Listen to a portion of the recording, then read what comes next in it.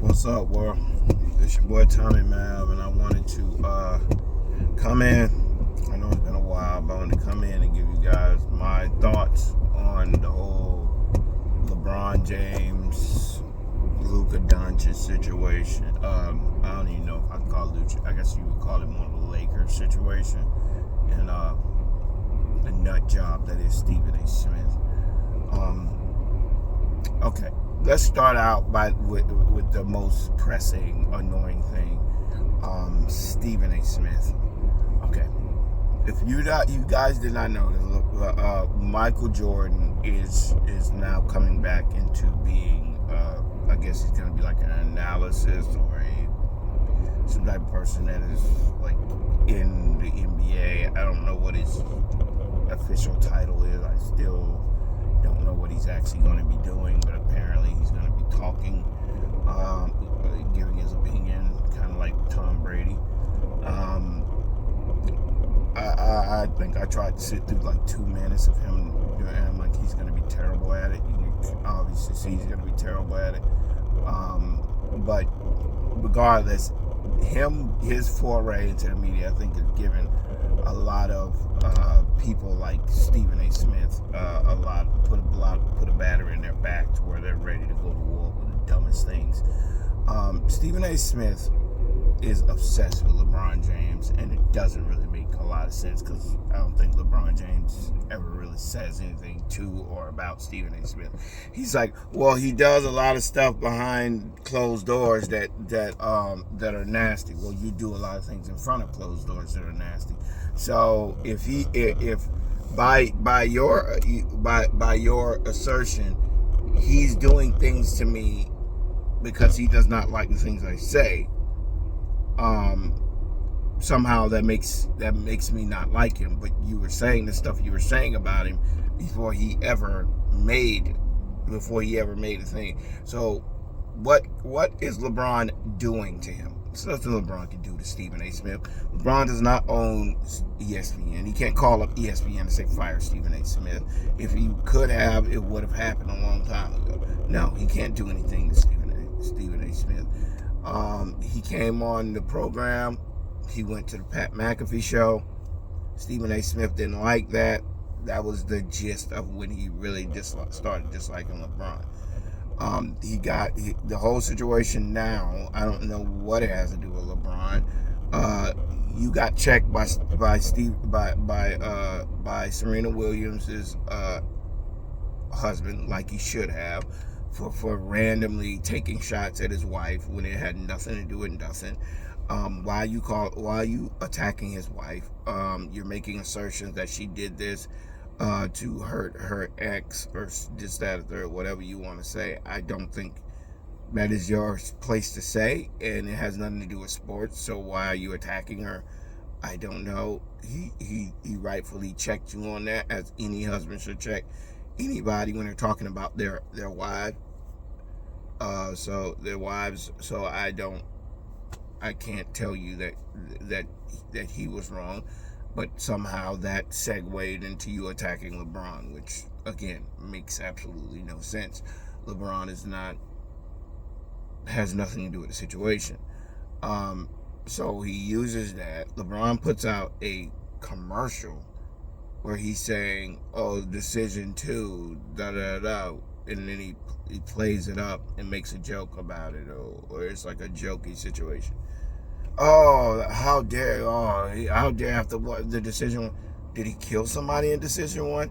I'm trying to sit up here and try to realize why they act like the decision was something that was so bad that LeBron did.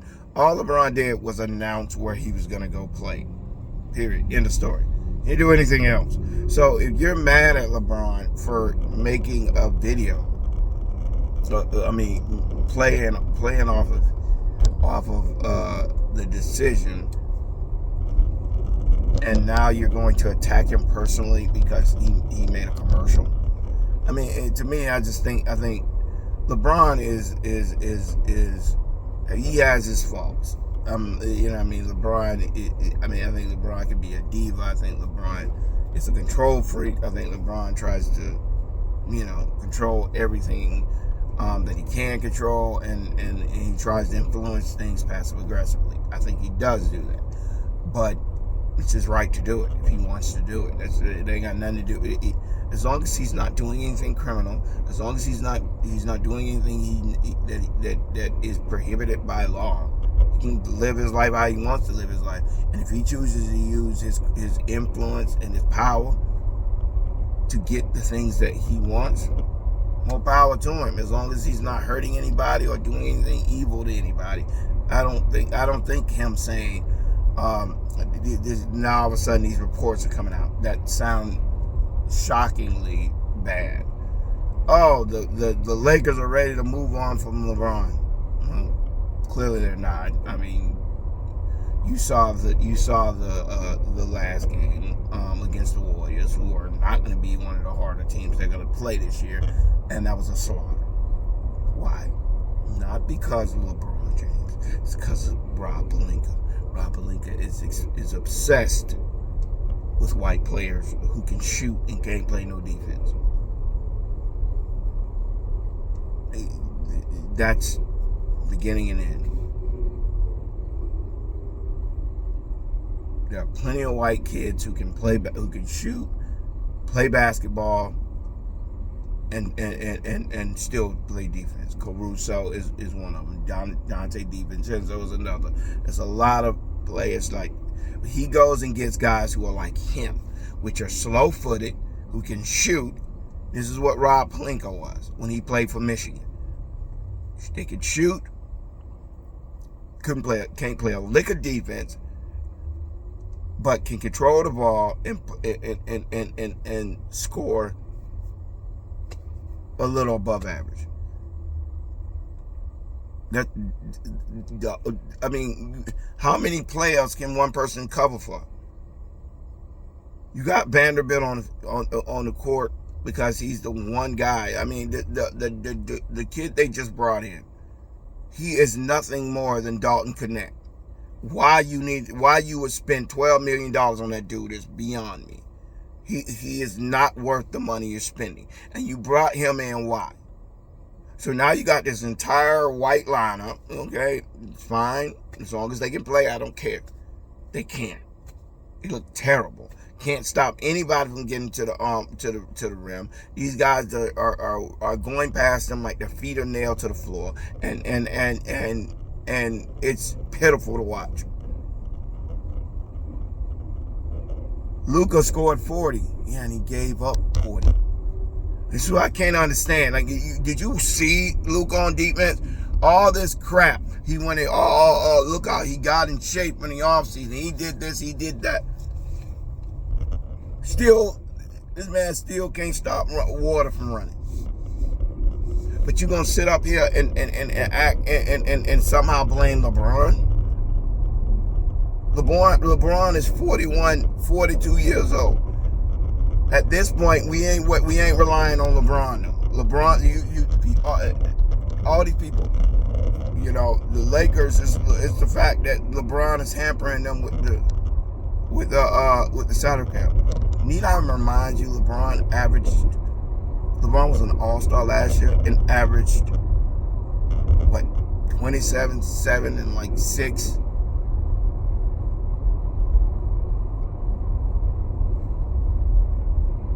I'm sorry.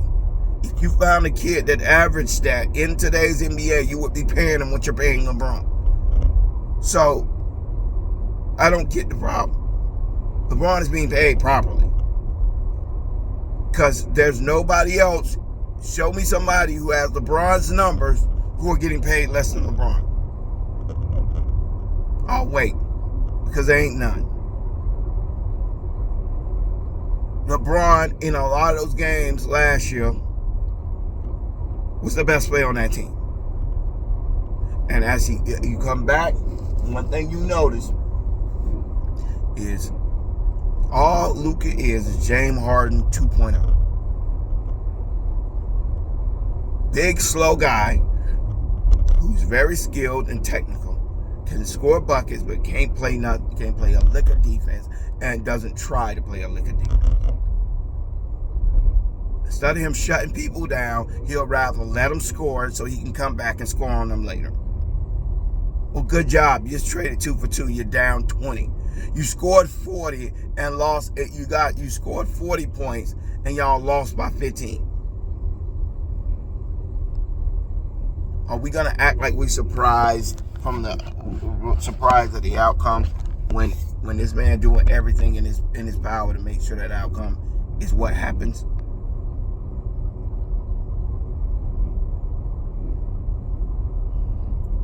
It's like, Luka, they got to give Luka some minutes on the bench. Well, yeah, they do, in more ways than one. It's more about getting, yes, it's about getting him some rest, but they also need to stop the bleed. That dude can't stop a nosebleed. And you sitting there watching him like, bruh, like, are we gonna try? Oh, LeBron plays no defense. No, Luka plays no defense. LeBron plays a lot of defense.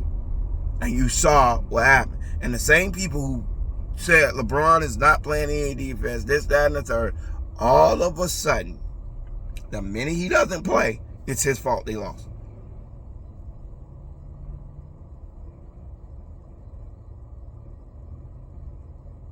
No, it's Rob Pelinka's fault. Rob Pelinka keeps bringing in the same player over and over and over and over again. Last year it was your boy, I can't remember his name, but he brought in another one. This year his big thing was this whatever his name, Avajaja guy. He brought him in, and he was essentially Dalton Connect. Yet Dalton Connect was supposed to leave. It was supposed to be gone, and yet he's still there. And you brought in another Dalton Connect. Can shoot, can't play a lick of defense. Because he reminds you of you.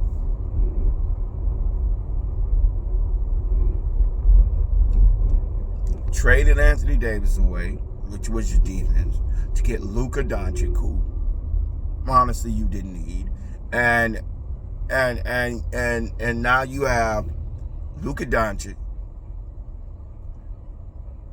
doing what he does. Great player, great offensive player, but he's James Harden 2.0.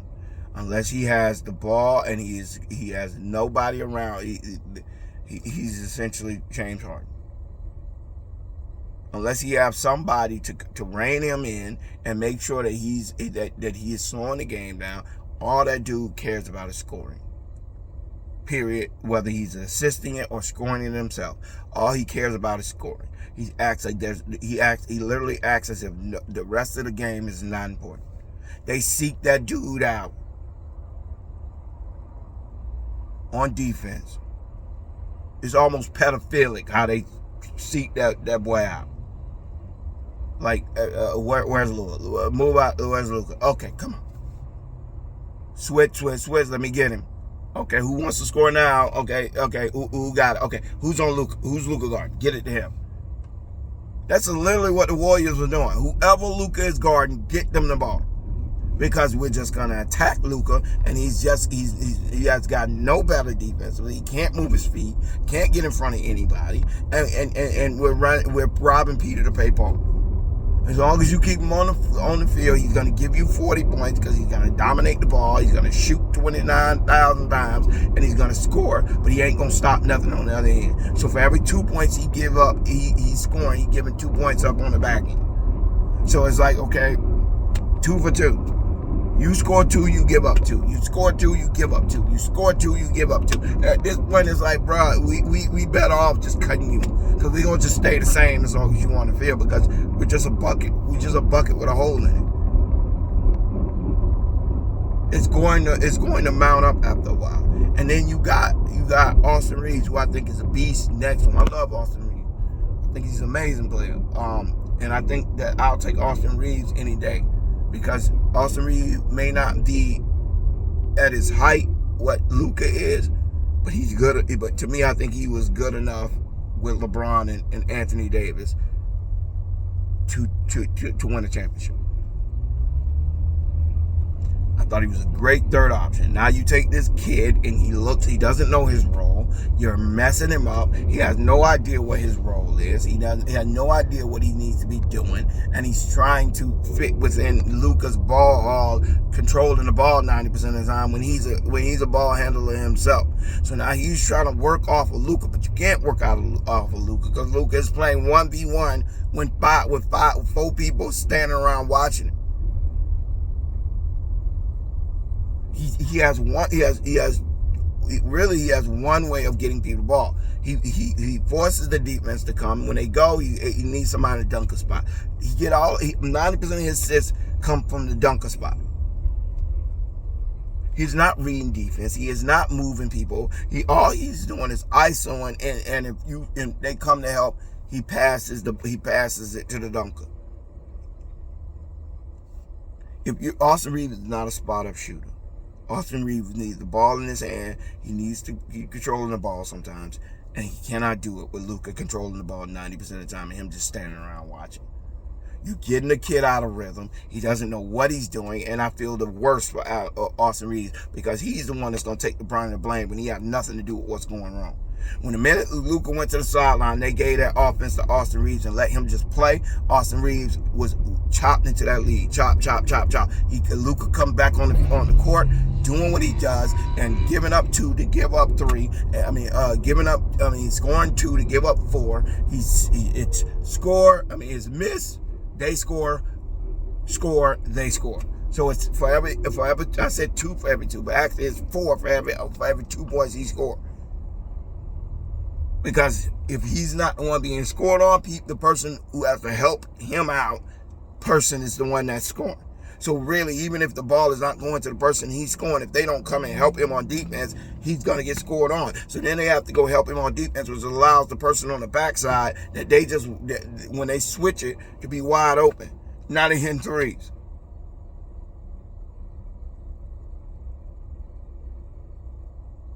I found it comical he was talking crap to Buddy Hield. Buddy Hield's like, bro, you are awful. And it doesn't matter that you score 40 when y'all down by 20. All that's showing me is that your points are paper. They don't mean anything. You'll rather score 40 and the team lose by 20, and you score 20 and the team win by 20.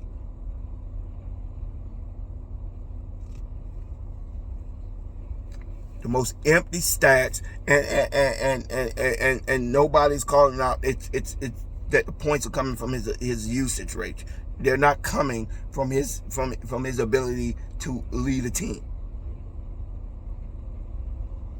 And ain't no teammate gonna respect the guy that they gotta help on defense.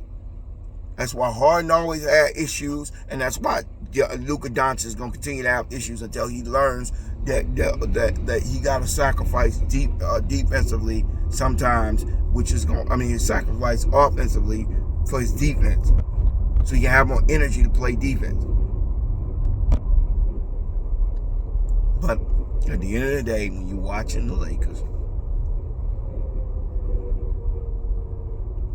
you see dysfunction everywhere because the right hand does not know what the left hand is doing.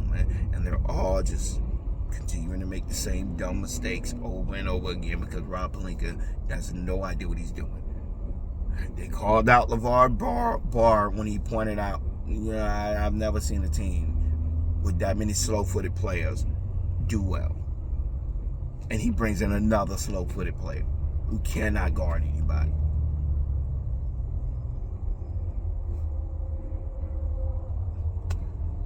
Gets rid of Dorian Finney-Smith to bring in this kid.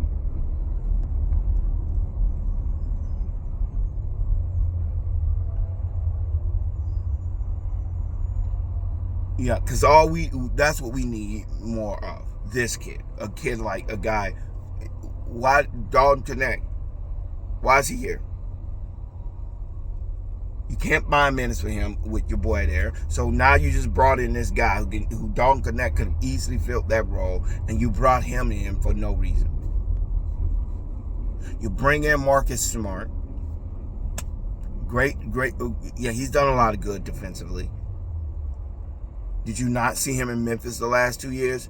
And it might not have occurred to you that it might have been the Celtics that made him look that good defensively.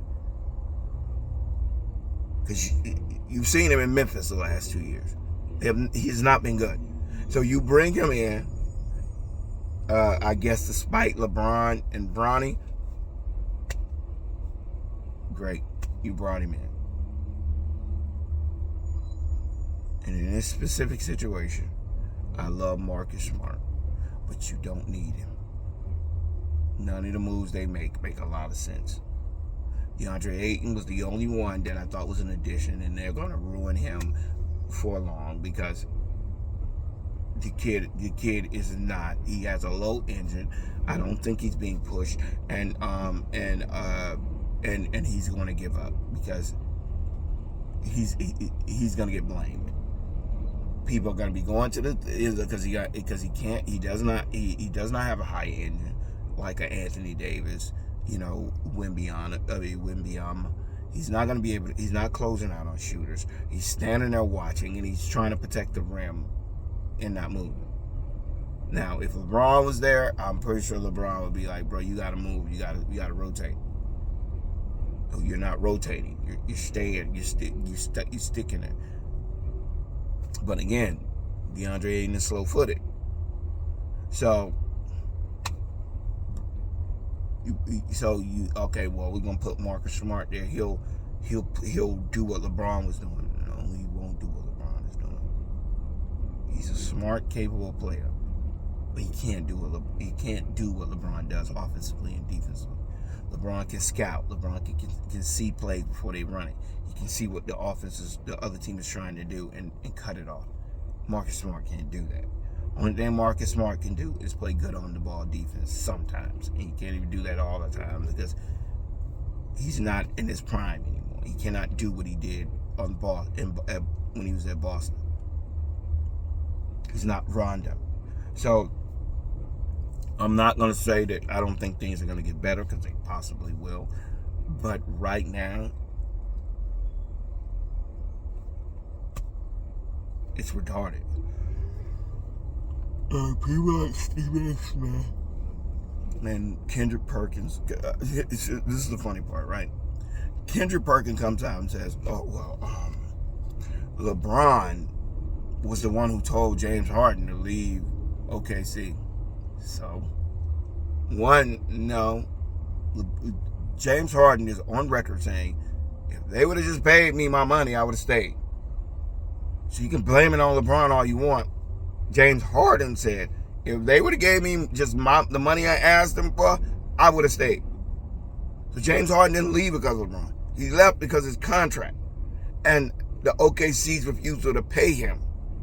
That's why he left. Everybody knows why James Harden left. So because LeBron might have told him, hey, you're a sixth man. I mean, if you're going to be a sixth, you might as well go play on your own team. Okay. Well, LeBron was afraid of OKC. They beat OKC. They beat OKC.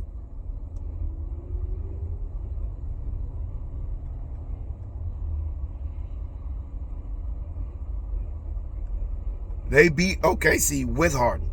And you guys don't give him credit for beating OKC with Harden. But now you're going to say he was afraid of them. That's why he asked James Harden to leave? Okay, correct me if I'm wrong. But James Harden leaving the Rockets, was that not a good decision? Leaving the OKC Thunder, was that not a good decision? Because last time I heard, I don't think James Harden becomes James Harden if he's not on the Houston Rockets. So I think LeBron gave him pretty sound advice. That worked out for him. So, at best, you just told them that he gave James Harden great advice. You can stay here and be a sixth man, or you can be a star on your own.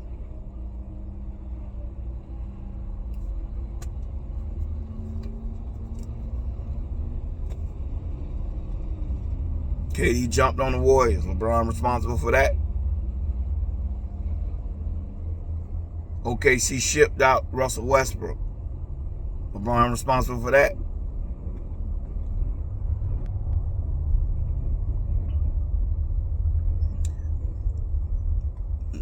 All of these guys are coming out of the woodwork trying to attack LeBron, and they're doing it extremely weird, girly ways. This is the most girly stuff I've ever seen, when somebody's coming out of the woodwork to criticize and attack players based on hearsay, gossip. I heard. Did you see or did you hear? Because rumors are very deceiving. They're not always true. And the ones that you guys, Stephen A. Why won't you just say he tried to get you fired? Because he knows that didn't happen. He knows LeBron didn't try to get him fired. He said, if LeBron had his way, I wouldn't be where I was. Yeah. So, as long as he hasn't done anything, he does not have to like you. Period. End of story. I don't have to like you. You clearly don't like LeBron. You've done nothing but criticize him. You're a Jordan guy. Fine. But just because you're a Jordan guy does not change the fact that you're extremely prejudiced when it comes to LeBron. So when LeBron is out there, he's trying to give his take on what he's thinking. He's not going to have a good opinion of you. Just like when people ask you your opinion of LeBron, you're not going to have one of him. But what LeBron said about you is absolutely true.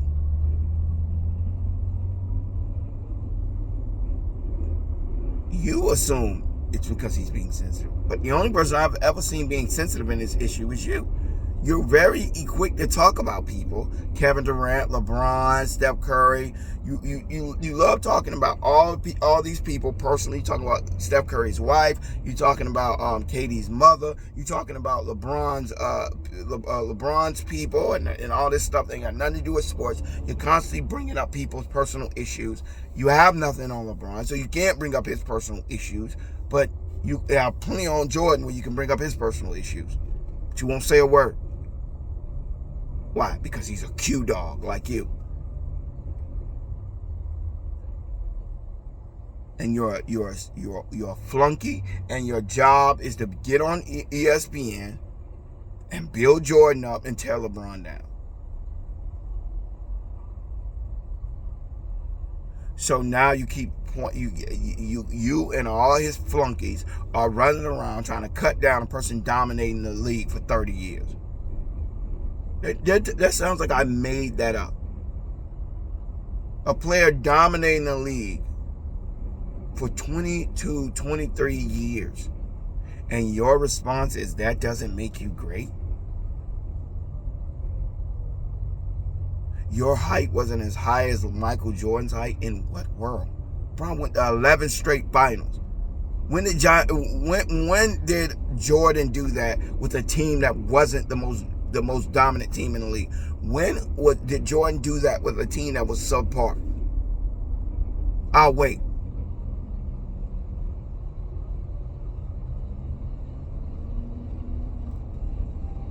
With the competition LeBron played.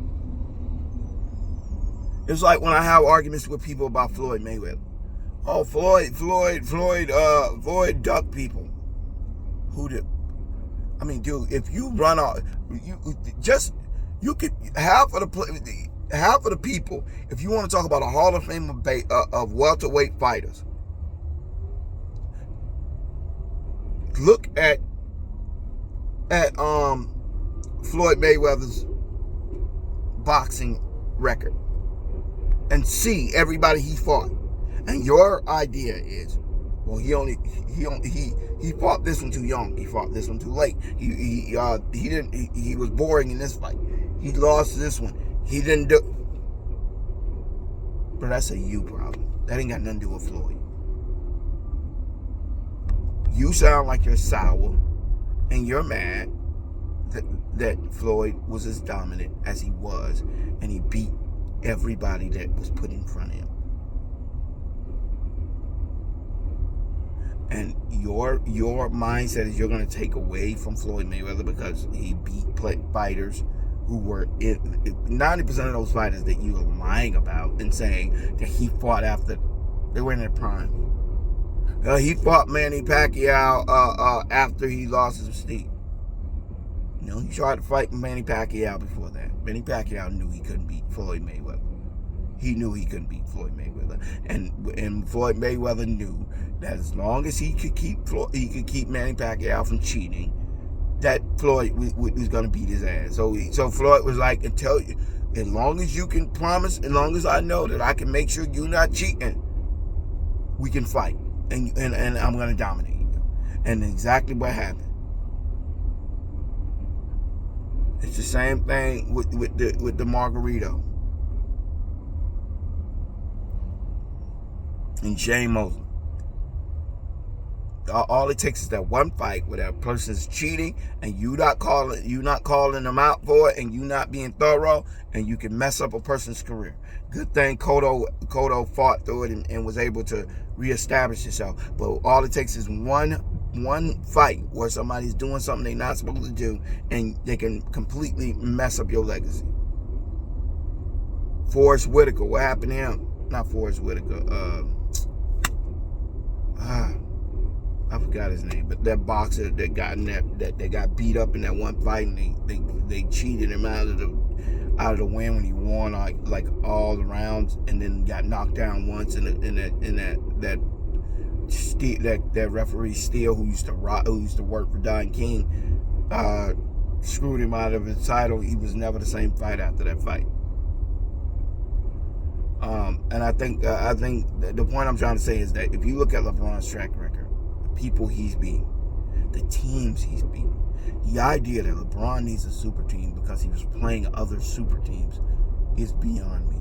Name a team LeBron played in the finals that did not have at least 3 Hall of Famers on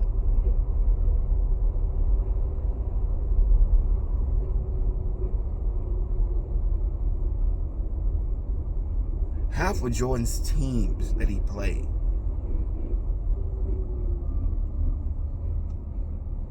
didn't have 2 Hall of Famers on it. So when you sit here and you watching it, and you watching the idea, and I'm not trying to make this about Michael Jordan and destroying Michael Jordan's legacy, because Michael Jordan is where he is, and you believe he's great. But if you're gonna make that argument, I just don't understand the logic, the leap in logic when you're constantly freaking no hands and Kobe Bryant, who literally is a product of, without Shaq, just mediocre scoring mediocre team. He come around, got 3 7-footers, turned around and won two championships, and all of a sudden he's in the same conversation with Jordan.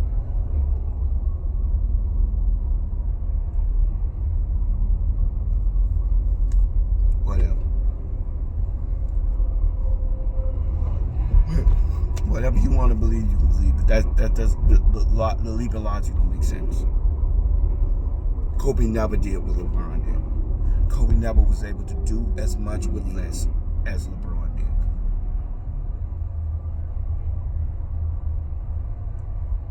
The Lakers were a shell of who they were in Kobe's final years. He had those 2 years. 2 years. I'll say it again. 2 years. I guess you can say 2.5 because there was one time where they made it to the finals against Boston and lost. So that means beginning of the year with Shaq, beginning of his career with Shaq, gave him legs where they had that 3-peat, which was largely Shaq, which you could have put anybody. I mean, prime example, Shaq left the next year, Dwayne Wade was Kobe Bryant. It wasn't hard to do what Kobe Bryant did. Dwayne Wade showed you that. Not to take anything away from Kobe, not to take anything away from Dwayne Wade. But if you're talented and you were next to Shaq, it was not going to be hard to score. And it was not going to be hard to win a championship. If Dwayne could do it with a 40-year-old Shaq. You dang sure could do it with Shaq in his prime. So, no, you don't get credit, and it doesn't put you in the elite air of guys like LeBron, Magic, and Bird, who led teams, who were the anchor on who their teams were built on those players. The Lakers were not built on Kobe Bryant. They were built on Shaquille O'Neal. The second team, when he won 2 championships, that was built on Kobe. And he went to 3 straight championships. I applaud that, or I don't know if it was 3 straight, but I know he went to 3 championships. They won 2. So, bravo. The ratings during that time were abysmal. You were not a starter. I mean, like I said, the people on the West Coast loved Kobe, and that's fine. And he's a large, especially California, huge state. A lot of Laker fans. Of course, yeah, they like Kobe, fine. But just because you're a West Coast, he's on the West Coast, and you guys love Kobe Bryant, doesn't change the fact that you have no case to say he's better than LeBron James. I think it's asinine to even have that discussion. Michael Jordan, obviously, have a huge fan base, but Michael Jordan again, I don't think it's relatively close between Michael Jordan. LeBron has him in every single aspect of when you're talking about greatest. If you talk about greatest career, LeBron had a way better career than Jordan. If you want to talk about facts and statistical data, LeBron outdoes Jordan in every ratio, aspect, whatever way you want to say. So when you look at the facts, he is. When you talk about his career in general, he is. And when you're just talking about playing basketball, meaning the ability to say, if I could draft Michael Jordan, I could draft LeBron James. Which one or two would I draft? If I took somebody with Michael Jordan's skill set, took his name off the back of his jersey, took somebody with LeBron's skill set, took his name off the back of the jersey, and put them both in the gym and said, you have LeBron's skill set, you have Jordan's skill set, you would find a million Jordans. Guys who can score and don't care about guys who score and care and are tense. Most guys who are selfish and don't like basketball have Jordan mentality. That's Mamba mentality. It's not unique. Those who have LeBron's mentality, those that are students of the game with immense talent on top of being incredibly smart when it comes to playing the game, who learn and continue to get better at every aspect of the game, but when they're young, it's just so athletically dominant that it's really nothing that they just came into the league and started dominating from day one. Yeah, I'm sorry. Ain't a lot of LeBrons.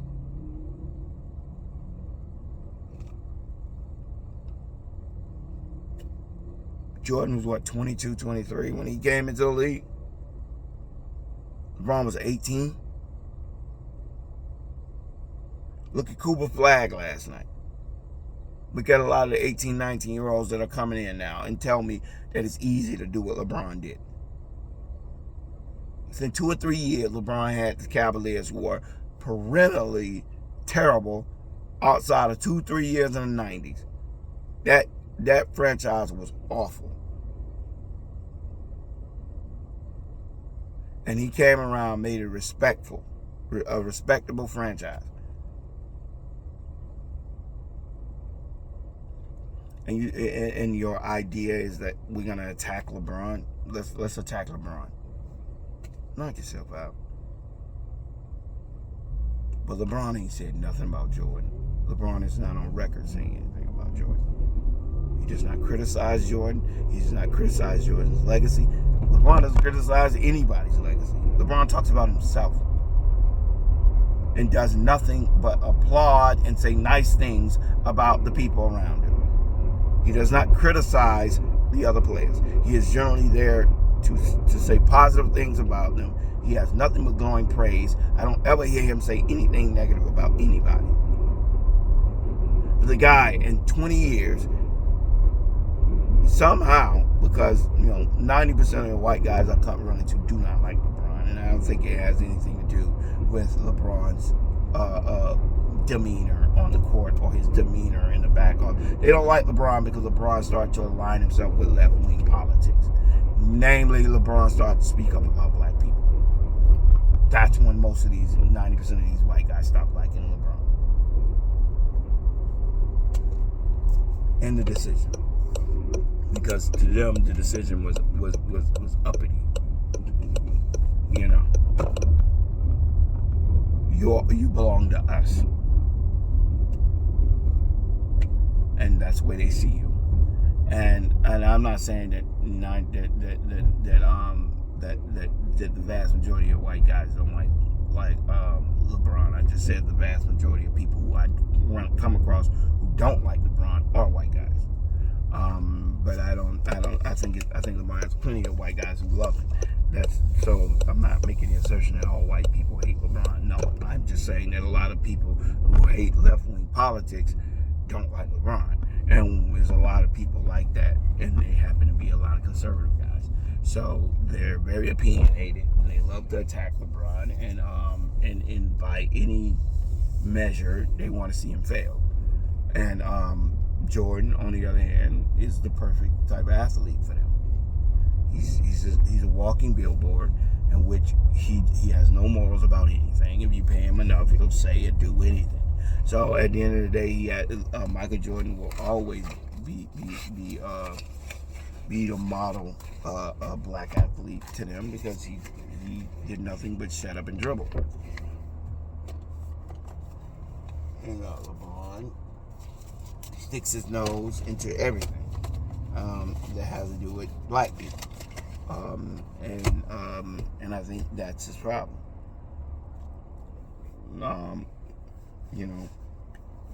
People are going to be like, hey, if you align yourself with an enemy, I'll treat you like you're an enemy. And I think LeBron doesn't take that serious a lot of times, which is why he ends up running into the problems he does. But Stephen A. to me is a slime ball. I think he is nothing more than the Michael Jordan of media. You pay him enough, he will say or do anything.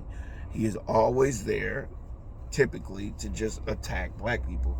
And the idea that he said, when the last time you seen LeBron James attack a white boy? Bro, when the last time we seen you attack a white boy? All his negative energy, his disrespectful energy, is reserved for black people and black individuals. He never calls out. White people can call him whatever you want or do whatever you want. He shows up to kiss their ass almost exclusively.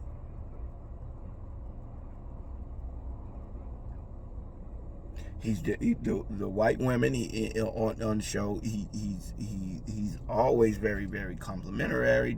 He treats the black women like they're subordinates. And to me, I think he thinks he's better than the average black person and equal with the average white person. In his position, I'm talking about. I don't think he has respect for anybody, but he thinks it's beneath him, which is the average white. I think he has.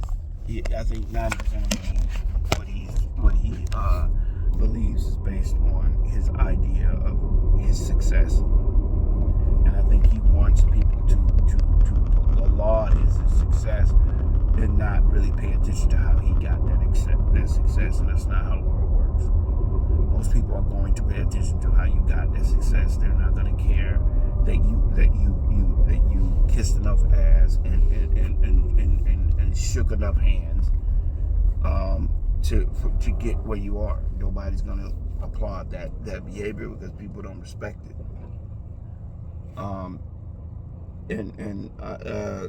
You're not going to be Shannon Sharp. Shannon Sharp is different because no matter what you want to say about Shannon Sharp and his decision making when the camera's off, Shannon Sharp seems genuine to most people. So genuinely, we all have people in our family, whether you white, black, Spanish, whatever. We have people in our family that we look at and we say, the person has their flaws. And I don't necessarily agree with everything they do, but I know the person that I'm talking to is genuinely that person. Shannon Sharpe will always separate himself from you because Shannon Sharpe is able to be. People are able to look at Shannon Sharpe, and when they hear stuff about him behind the scene, they can say, "Yeah, I can kind of see Shannon Sharpe doing that," because that's the kind of person Shannon Sharpe portrays himself to be. But if you look at you, you have no track record of being loyal to anybody around you. I mean, Molly just wanted more than $500,000 a year when you're getting paid $12 million, and you couldn't even speak up on her behalf. I think that to me it shows volumes about who you are as an individual, that you would think that the lady that's been there with you for over a decade, you can't speak up on her behalf, and then you let them replace her like that. Shannon Sharpe, he came over to you when he was at his peak. Shannon Sharpe did a mirror thing. He came to you. Allegation comes out. You cut ties with him. You are disloyal. You have done nothing. You have done nothing that is not beneficial to you. That is not beneficial to you.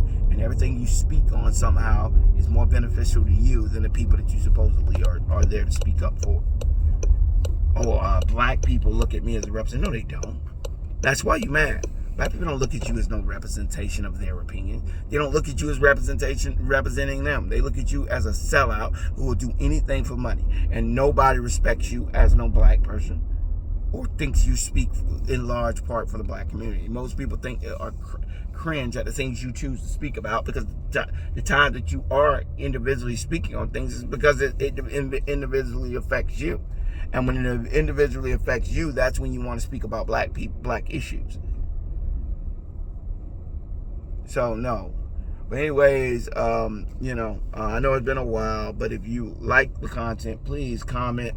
And if you're not subscribed, what we doing? Subscribe. All right, y'all. Peace.